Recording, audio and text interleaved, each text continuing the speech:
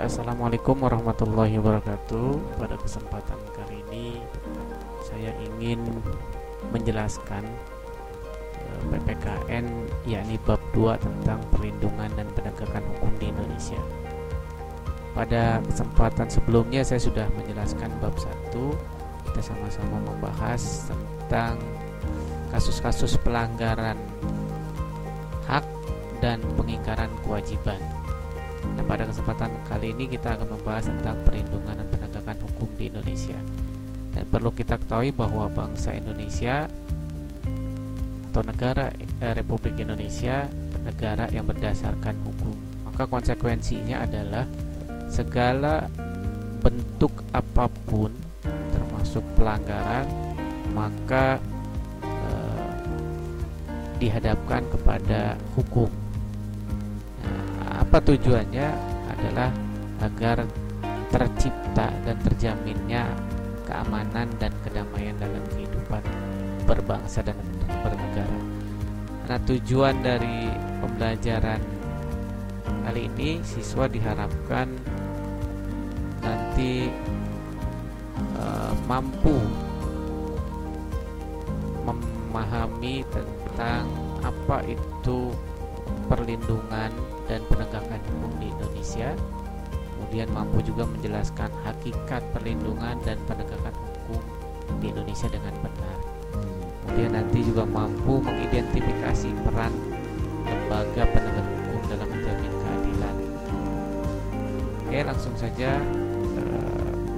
Ada 3 poin yang akan saya bahas. Yang pertama, hakikat perlindungan dan penegakan hukum, peran lembaga penegak hukum dalam menjamin keadilan dan kedamaian. Kemudian yang C, dinamika pelanggaran hukum. Hakikat perlindungan dan penegakan hukum, bahwa konsep perlindungan dan penegakan hukum yaitu perlindungan hukum dilakukan dalam rangka mencegah terjadinya pelanggaran hukum. Kemudian penegakan hukum dilakukan dalam rangka menciptakan ketertiban dalam masyarakat yang dilakukan oleh aparat penegak hukum. Jadi apa yang terjadi ketika tidak ada aturan ataupun hukum? Maka yang terjadi adalah banyaknya pelanggaran atau terciptanya kehidupan yang tidak aman dan tidak damai. Maka hakikat perlindungan penegakan hukum ini adalah dalam rangka mencegah terjadinya pelanggaran hukum. Dan hukum juga dilakukan dalam rangka menciptakan ketertiban dalam masyarakat yang dilakukan oleh para penegak hukum. Kemudian pentingnya perlindungan dan penegakan hukum. Yang pertama, hukum itu penting karena akan tegaknya supremasi hukum. Jadi perlindungan dan penegakan hukum ini akan terwujud apabila segala sesuatu itu didasarkan pada hukum. Nah, itu disebutnya supremasi hukum, tegaknya supremasi hukum. Jadi hukum di atas segala-galanya. Kemudian akan tegaknya keadilan. Artinya ketika perlindungan penegakan hukum ini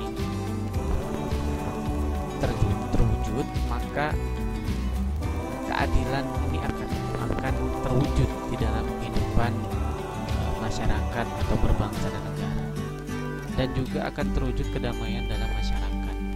Sehingga perlindungan dan penegakan hukum ini sangat penting diwujudkan oleh seluruh masyarakat Indonesia, dalam hal ini pemerintah yang melakukan realisasi perlindungan dan penegakan hukum. Kemudian faktor yang mempengaruhi perlindungan dan penegakan hukum ini ada 5. Yang pertama, faktor hukumnya. Jadi hukum dalam arti secara formal, baik itu dalam perundang-undangannya, ya, mulai dari pasal-pasalnya. Jadi jelas terhadap seluruh aspek dalam kehidupan masyarakat yang terkait dengan hukum. Misal contohnya hukum tentang kasus pencemaran nama baik melalui media sosial yang saat ini sedang gencar. Nah, sudah ada dasar hukumnya, yakni Undang-Undang IT. Nah, itu apa konsekuensinya adalah pidana antara 1 sampai 5 tahun penjara. Kemudian aspek faktor yang kedua ini adalah penegak hukum. Nah, ini juga sangat penting perannya. Perlindungan penegakan hukum ini akan terwujud apabila penegak hukumnya profesional, independen, ya, artinya tidak berafiliasi atau tidak memiliki kepentingan pribadi ataupun kelompok, semata-mata hanya memang menegakkan supremasi hukum. Jadi tidak bisa diintervensi. Nanti akan kita bahas lembaga penegak hukum. Salah satunya adalah kepolisian. Ketika kepolisian ini sesuai kinerjanya sebagai penganyom masyarakat, ya, yang mewujudkan keamanan, memberikan keamanan dan ketentraman pada warganya, maka perlindungan dan penegakan hukum akan terwujud. Kemudian yang ketiga faktornya adalah sarana dan fasilitas. Nah, ini pun penting karena perlindungan dan penegakan hukum harus irama SDM dan SDA-nya atau sarana dan prasarananya. Dalam hal ini misalnya sumber daya manusianya, ya, aparat-aparatnya atau perlengkapannya. Ya, sekarang karena di era digitalisasi, maka hal-hal yang terkait dengan teknologi itu pun harus terupdate. Ya, mulai misalnya dari cybercrime, nah itu juga sarana fasilitas, atau gedung-gedung atau persenjataannya atau alat deteksi dan sebagainya. Kemudian dan termasuk juga transportasinya. Kemudian faktor yang keempat yaitu masyarakat. Nah, ini masyarakat penting. Apabila masyarakat memiliki respect atau aware, rasa kesadaran yang tinggi terhadap hukum, maka akan terwujud perlindungan penegakan hukum. Tetapi apabila masyarakat apatis atau bahkan anarkis terhadap hukum yang ada, maka tidak akan pernah terwujud perlindungan dan penegakan hukum. Nah, ini kembali lagi kepada latar belakang pendidikan. Semakin tinggi pendidikan, maka persentasi untuk tingkat pelanggaran akan rendah. Tapi semakin rendah pendidikan, maka persentasi pelanggaran hukum itu semakin tinggi. Kemudian yang terakhir adalah kebudayaan. Nah, ini juga faktor yang penting tegaknya perlindungan dan penegakan hukum di Indonesia. Di kebudayaan Indonesia, yakni budaya ketimuran, budaya gotong royong, hormat menghormati, toleransi. Nah, ini salah satu kriteria penunjang atau faktor yang bisa mempengaruhi dan perlindungan dan penegakan hukum. Selanjutnya, peran lembaga penegak hukum dalam menjamin keadilan dan kedamaian. Siapa aja itu lembaga penegak hukum? Salah satunya adalah Kepolisian Republik Indonesia atau polisi. Perannya adalah memelihara keamanan dan ketertiban masyarakat. Jelas bahwa kepolisian garda terdepan ketika ada kerusuhan atau demonstrasi. Maka jangan disalahkan, jangan salah persepsi bahwa polisi selalu terdepan ketika ada demonstrasi, karena memang tugas kepolisian adalah memelihara keamanan dan ketertiban ketertiban masyarakat,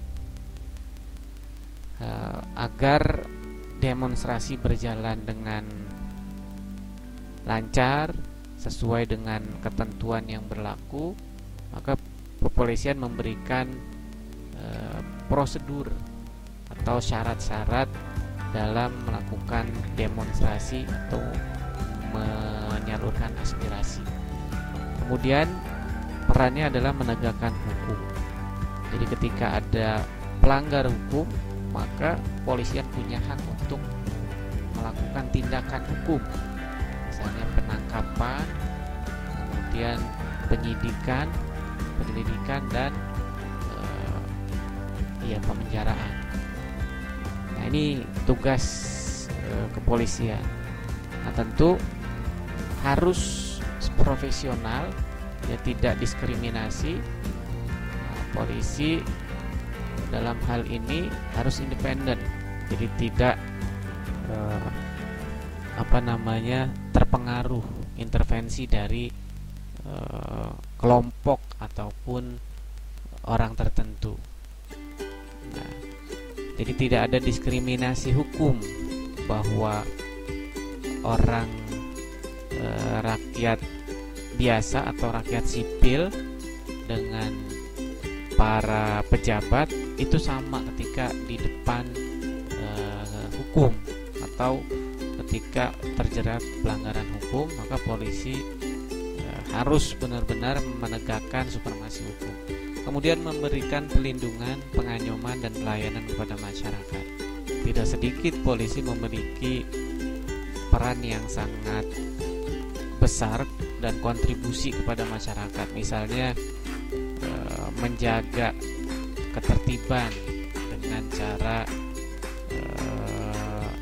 ronda Kamtibnas misalnya. Kemudian melakukan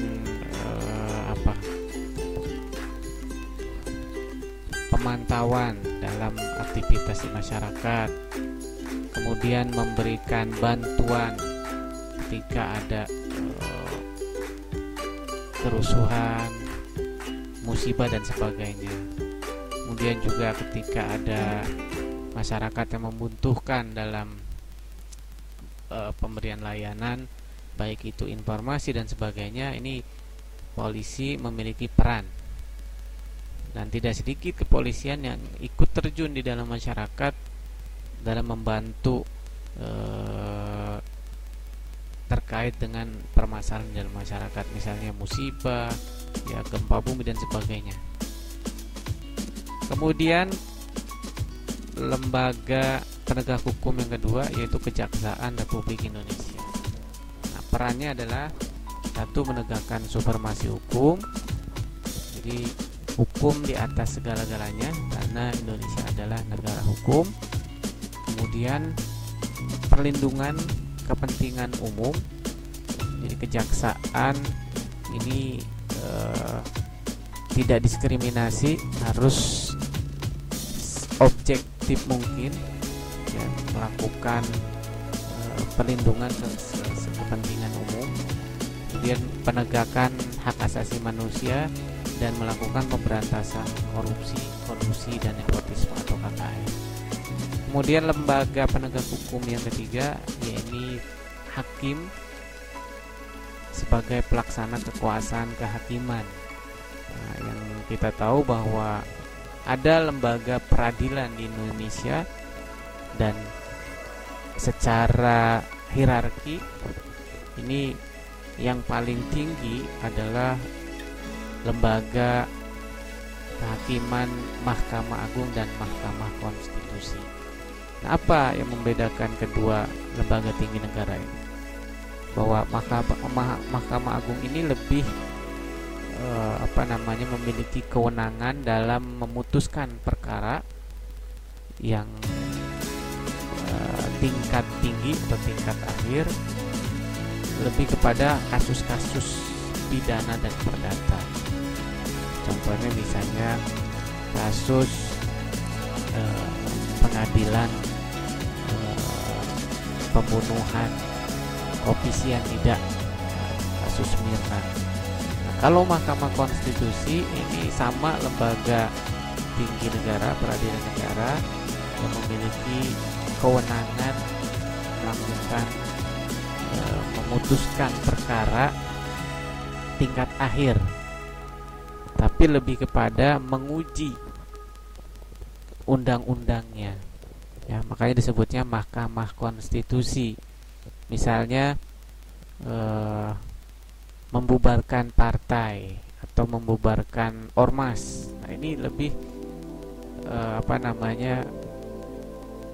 kepada kewenangan Mahkamah Konstitusi, ya, bahwa ada beberapa ormas yang dibubarkan oleh negara, maka boleh melakukan peradilan, ya, pengajuan kasasi ke Mahkamah Konstitusi. Kemudian hakim adalah pejabat peradilan negara yang diberikan wewenang oleh undang-undang untuk mengadili. Kemudian selanjutnya lembaga penegak hukum Republik Indonesia yang keempat adalah advokat dalam penegak hukum. Tugasnya adalah menegakkan hukum dan memberikan rasa keadilan kepada setiap orang yang membutuhkan jasanya, atau disebutnya pengacara. Jadi seorang yang memberikan bantuan hukum kepada para korban ataupun pelanggar hukum, memberikan bantuan hukum. Kemudian yang kelima, KPK, Komisi Pemberantasan Korupsi. Nah, ini lembaga penegak hukum yang fokusnya lebih kepada pemberantasan tindak pidana korupsi. Korupsi ini adalah mengambil atau menyalahgunakan kewenangan atau uang untuk kepentingan pribadi ataupun kelompok. Nah, ini tugas dari penegak hukum KPK. Kemudian yang selanjutnya, dinamika pelanggaran hukum, bahwa berbagai kasus pelanggaran hukum ini banyak penyebabnya. Di antaranya adalah pandangan bahwa pelaku yang menganggap kejahatan sebagai suatu yang biasa. Nah, jika asumsi ini di masyarakat tumbuh, maka pelanggaran hukum akan selalu ada. Nah, tadi faktor pelanggaran hukum kan adalah masyarakat. Jika pelaku atau masyarakat masih menganggap bahwa kejahatan sebagai suatu yang biasa, nah ini akan menjadi penyebab pelanggaran hukum. Yang kemudian selanjutnya, hukum yang berlaku sudah tidak sesuai dengan perkembangan masyarakat. Nah, mengingat saat ini di era 4.0 atau digitalisasi, maka banyak perundang-undangan yang sudah kadaluarsa, misalnya terkait dengan digitalisasi atau teknologi. Sekarang ada undang-undang cybercrime, kan? Ada undang-undang ITE. Nah, ini hukum yang tidak sesuai dengan perkembangan masyarakat, ini bisa jadi penyebab. Oke, contoh pelanggaran hukum itu bisa terjadi di dalam keluarga. Misalnya ada kekerasan di dalam keluarga, KDRT, baik antar suami istri ataupun dengan anak, kekerasan terhadap keluarga. Kemudian juga ada pemaksaan kehendak dari orang tua kepada anaknya, atau diskriminasi orang tua terhadap anak-anaknya. Kemudian di lingkungan sekolah, permasalahan sederhana, indisipliner atau melanggar tata tertib sekolah. Sudah jelas bahwa sekolah ada norma ataupun tata tertib sekolah. Misalnya hadir di sekolah jam 7, pulang jam 3. Nah, ini tata tertib. Ketika siswa tidak mengikuti tata tertib, nah itu disebutnya pelanggaran hukum karena ada aturan tertulis di dalam sekolah.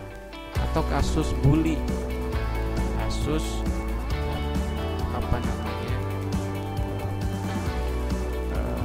kekerasan yang dilakukan seseorang terhadap orang lain baik secara verbal ataupun non-verbal, sehingga orang merasa takut, terintimidasi. Ini terjadi di sekolah, ini masuk pelanggaran hukum. Jika ini diperkarakan, maka ada undang-undangnya dan masuk kategori pidana. Kemudian di lingkup masyarakat, banyak tentunya di masyarakat, misalnya terkait dengan pelanggaran etika misalnya, ya, atau pelanggaran pidana konflik antar warga, ya, tawuran antar kampung dan sebagainya. Nah, ini melanggar hukum. Nah, maka konsekuensinya adalah dihadapkan kepada hukum karena Indonesia adalah negara hukum. Kemudian di dalam lingkungan bangsa dan negara, nah, contoh sederhananya korupsi, ya, narkoba, kemudian melakukan pemberontakan dan sebagainya. Nah, ini contoh pelanggaran hukum, masih banyak lagi. Kemudian selanjutnya macam-macam sanksi atas pelanggaran hukum. Ini ada klasifikasi norma. Ada norma agama, bahwa norma ini berasal dari Tuhan yang disampaikan melalui utusannya atau rasul atau nabi, atau dalam bentuk larangan, perintah dan anjuran. Contoh, ketika orang tidak beribadah, maka sanksinya adalah dosa. Ketika orang berjudi, maka konsekuensinya adalah dosa. Ketika orang gemar beramal, berbuat baik, beribadah, maka konsekuensinya adalah pahala. Nah, ini sanksi agama, ya. Kemudian ada norma kesusilaan. Ini aturan yang datang atau bersumber dari hati nurani manusia tentang baik dan buruk suatu perbuatan. Misalnya berlaku jujur, maka orang akan memberikan apresiasi baik. Nah, jika orang itu kebalikannya, suka berbohong, ya, tidak jujur, maka konsekuensinya adalah sanksinya biasanya tidak tegas. Ya, orang tersebut biasanya dicemoohkan dan sebagainya, atau tidak menghargai orang lain, ya, tidak menghargai orang lebih tua, tidak menyayangi anak yang lebih kecil atau lebih muda. Kemudian ada norma kesopanan. Ini peraturan hidup yang timbul dari hasil pergaulan segolongan manusia di dalam masyarakat dan dianggap sebagai tuntunan pergaulan sehari-hari masyarakat. Contoh sanksi atau contoh pelanggarannya, meludah sembarang tempat. Biasanya sanksinya adalah celaan, masyarakat memarahi, ya, mencemoohkan, atau mengucapkan salam saat memasuki rumah. Nah, ini nilai kesopanan, biasanya orang akan memberikan penilaian baik. Atau berpakaian yang tidak sesuai dengan ketentuan, ya, ke sekolah pakai bikini. Nah, ini juga contoh pelanggaran norma kesopanan. Apa sanksinya? Pasti jelas kalau di sekolah. Kemudian norma hukum. Nah, ini norma yang pedoman hidup yang dibuat dan dipaksakan oleh lembaga politik suatu masyarakat. Sifatnya tegas, nyata, memaksa dan mengikat. Contohnya pelanggaran tata tertib berkendara. Ketika seorang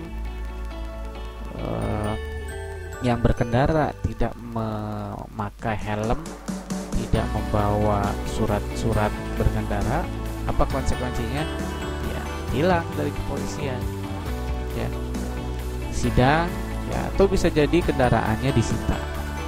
Ya, misalnya tidak tertib berlalu lintas ketika ada lampu merah, terlonong aja. Nah, sanksinya tegas, polisi akan menilang. Kemudian contoh perampokan, pencurian, pencopetan, ini sanksinya tegas, pidana, penjara 1 sampai 5 tahun. Atau pembunuhan, nah, termasuk juga korupsi, ini masuk kasus atau norma hukum yang jelas-jelas secara nyata, tegas, ini tertulis mulai dari aturannya sampai dengan sanksinya. Berbeda dengan agama, kesusilaan, dan kesopanan. Biasanya sanksinya tidak tertulis dan tidak tegas. Oke, kemudian kenapa sanksi norma hukum bersifat tegas dan nyata? Jawabannya karena aturan norma hukum itu dibuat secara material dalam peraturan perundang-undangan dan ditetapkan kadar hukumannya berdasarkan perbuatan yang dilanggarnya. Oke, Indonesia adalah negara hukum. Persoalan dalam masyarakat dapat diselesaikan melalui jalur hukum apabila tidak dapat diselesaikan secara musyawarah. Nah, jadi pada dasarnya karena Indonesia negara hukum, tapi ada prosedur melakukan musyawarah. Jika itu deadlock, yang tidak ada jalan temu, ya lakukan jalur hukum. Oke. Nah, partisipasi dalam perlindungan dan penegakan hukum di lingkungan keluarga, ya, mentaati perintah orang tua, menerima hukuman apabila di sekolah, membantu teman yang sedang susah, melindungi teman dari perbuatan perundungan atau bully, melakukan pelanggaran hukum di lingkungan masyarakat, menyerahkan pelanggaran hukum kepada kepolisian. Jadi jangan main hakim ketika ada pelanggaran hukum. Ada pencuri kotak amal masjid tangkap tangan. Apa tindakan kita? Jangan main hakim. Kebanyakan saat ini masyarakat langsung menghakimi, tangkap, dipukuli, bahkan ada yang dibakar. Itu salah. Apa konsekuensinya? Orang yang melakukan akan kena pidana hukum juga, kan gitu. Jadi hal yang tepat adalah ketika ada pelanggar hukum di dalam masyarakat, lakukan penangkapan, kemudian laporkan kepada pihak yang berwajib, dalam hal ini penegak hukum, kepolisian.